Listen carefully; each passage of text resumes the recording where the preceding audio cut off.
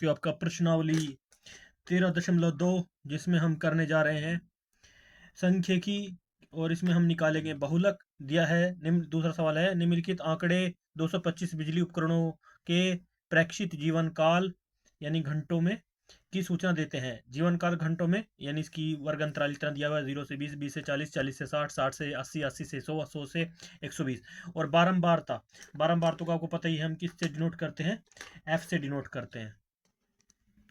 इसको एफ से डिनोट करते हैं, एफ, एफ आई। तो सबसे पहले हमें क्या करना है इसमें, तो उपकरणों का बहुलक जीवन काल ज्ञात कीजिए। इसमें ओनली बहुलक निकालने के लिए कहा है, लेकिन कुछ सवालों में बहुलक और माध्य दोनों निकालने के लिए कहा जाता है, लेकिन इसमें ओनली बहुलक निकालना है। तो बहुलक निकालने का तरीका मैं आपको ऑलरेडी पहले ही बता चुका हूँ। सबसे पहले देखना होता है कि सबसे बड़ी बारंबारता किसकी है। तो यहाँ पर हम इसका जो है समझाने के लिए मैं आपको बता देता हूँ। वैसे तो आपको अलग से सारणी बनानी पड़ेगी, अगर आप चाहें तो यहाँ से भी आसानी से समझ सकते हैं। बाकी मैं तो एक टीचर हूँ, ट्यूटर हूँ, जो भी समझाने के लिए करूँगा। मैं आपको बता देता हूँ कि सिंपली आप सबसे पहले देखिए इसमें सबसे बड़ी बारंबारता कौन सी है। सबसे बड़ी बारंबारता यहाँ पर 61 है। तो 61 को हम क्या मानते हैं, F1। क्या मानते हैं, F1। और इसके जो सामने वाला होता है जस्ट पीछे नीचे वाले को क्या मानते हैं, जो इससे नीचे होता है उसको मानते हैं F0, F0।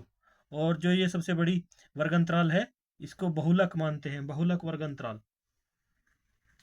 ये कौन सा हो गया हमारा, बहुलक वर्ग, बहुलक वर्ग अंतराल सबसे बड़ी ये हो गई 60 से 80 वाली। और ये F1 हो गया। और इसके जस्ट सामने वाले को हम क्या मानते हैं, इसको तो हमने मान लिया F0, इसको मानते हैं F2, F2। बारंबारता में ही हमें ये लेने होते हैं। तो ये तीनों चीज़ें हमने यहाँ पर प्राप्त कर ली, क्योंकि हमें पता है बहुलक का सूत्र क्या है, आपको ऑलरेडी मैं बता चुका हूँ। उसके अनुसार हमें ये चीज़ें दोनों लिखनी होंगी। अब यहाँ पर लिख लेते हैं डायरेक्टली हल।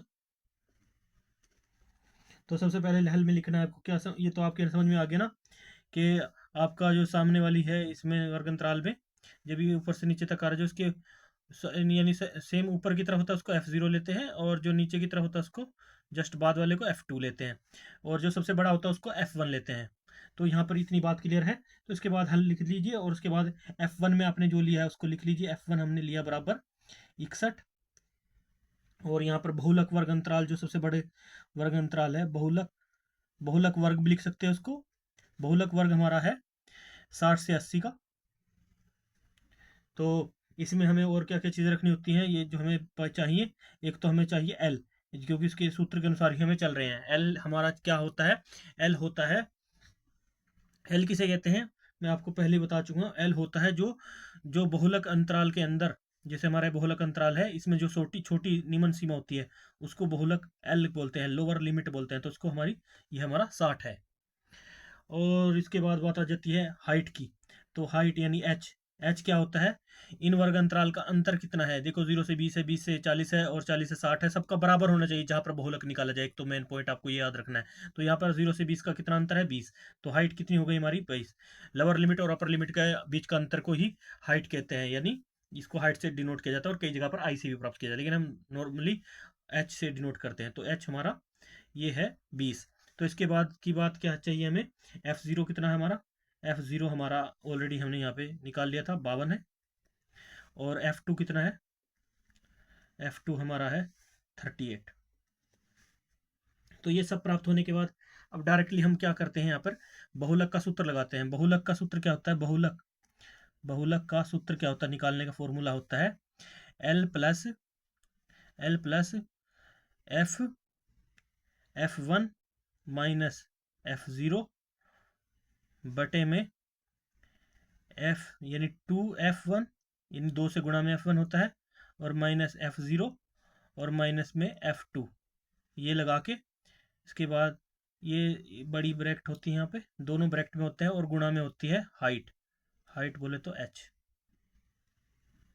तो ये होता है फॉर्मूला। अब इसमें मान पुट कर दीजिए आप। L आगे बढ़ते हैं, मान पुट कर देते हैं। L बराबर कितना है, 60 है, प्लस का निशान बीच में है, और F1 माइनस F2 है। F1 कितना है हमारा, F1 हमारा 61 आया था, तो 61 माइनस कितना है F0, तो F0 कितना है 52, और बटे में 2 गुणा F1 है, F1 कितना है 61 है, और माइनस F0 कितना है 52, और F2 कितना है 38, तो माइनस का चिन्ह साथ में रहेगा, उनके लिए अलग से यहाँ पे ब्रैकेट रख लेते हैं, और गुणा में h कितना है हमारा, हाइट कितना आया था 20 आया था ना, तो 20 लिख देते हैं। अब इनकी गुणा कर लीजिए, आप आगे बढ़ते जाइए। 60 प्लस 61 में से 52 घटाए तो कितने बचे, 61 में से 52 को घटाया, 11 में से 2 गए 9, तो 9 बचे, तो 9 प्लस के आएंगे, इसको ब्रैकेट में रखिए, बटे में 61 दूनी कितना होते हैं 122, 2 एकम 2, 6 दूनी 12, और माइनस 52 और माइनस 38 आपस में जुड़ जाएंगे, क्योंकि माइनस माइनस के चिन्ह है, और जब जब चिन्ह समान हो तो आपस में जुड़ जाते हैं, तो और अपना चिन्ह छोड़ देते हैं, तो यहाँ पर माइनस का निशान आ गया। 8 और 2 10 की 0, हासिल लग गया 1, 3 और 5 8 और 1 9, कितना आ गया हमारा 90, दोनों को जोड़ करने पर 90 प्राप्त हुआ, इसको भी ब्रैकेट में रख लेते हैं अभी, और यहाँ पर गुणा में 20। अब क्या कर सकते हैं हम, इनकी देख लीजिए, सबसे पहले जो घटा होते हैं घटा कर लो, यहाँ पे लिख लेते हैं, थोड़ा अगर नीचे को और कर लेते हैं, यहाँ से लिखना शुरू कर देते हैं। 60 को ऐसे लिखने बढ़ते हैं आगे, 60 प्लस 9 और 20 की गुणा कर लेते हैं, 20 निम्न में कितना हो जाता है 180, बटे, और 122 में से 90 को घटाएंगे तो कितना आएगा, 2 का 2 आ जाएगा, 12 में से 9 गए 3, तो 32 आ गया यहाँ पे, तो 32 आ गया, तो 32 से पहले 180 को भाग करके देख लेते हैं कितना आता है। 180 को 32 से भाग करेंगे तो हमारे पास प्राप्त होगा ये, पहले इसको काट लेते हैं, कटता है कितने पे कट सकता है, 4 से काट दो, 4 अट्ठे 32, 4 चौके 16, बचे 2, 4 पंजे 20, तो ये कट गया यहाँ पर। तो आगे बढ़ते हैं इसी तरह से, बढ़ने पर क्या आएगा 60 प्लस 45 बटे 8, तो 45 को 8 से भाग कर दो, करने पर कितना आएगा, आपको 8 भाग तो करना आता ही है ना, तो भाग करके आपको दिखा देते हैं, 45 को 8 से भाग कर देते हैं, 8 8 छिक 48, 8 पंजे 40, यानी 8 पंज 40, 5 को यहाँ रखा, 5 बचा, फिर ना जाने की 0 पॉइंट लगा के 0 एक अलग से ले ली, तो 8 पंजे 8 छिक 48, फिर 2 बचा, फिर 0, 8 दूनी 16, फिर 4, यानी ये संख्या बार बार ऐसे ही रिपीट होगी, तो फिर क्या है हमारे पास आ रहा है 5.62, 5.62, 5.62 आ रहा है, तो क्या आएगा हमारे पास, आगे बढ़ाते हैं, तो इस तरह से ही आएगा 6 2, नहीं कट जाएगा, सॉरी 40 आ गया ना, तो 0, हाँ 8 5 40, तो कट जाएगा, सॉरी हम बढ़ रहे थे, तो 40 पे कट जाएगा, 5.62 आ जाएगा, कितना आ जाएगा यहाँ पर 60 प्लस,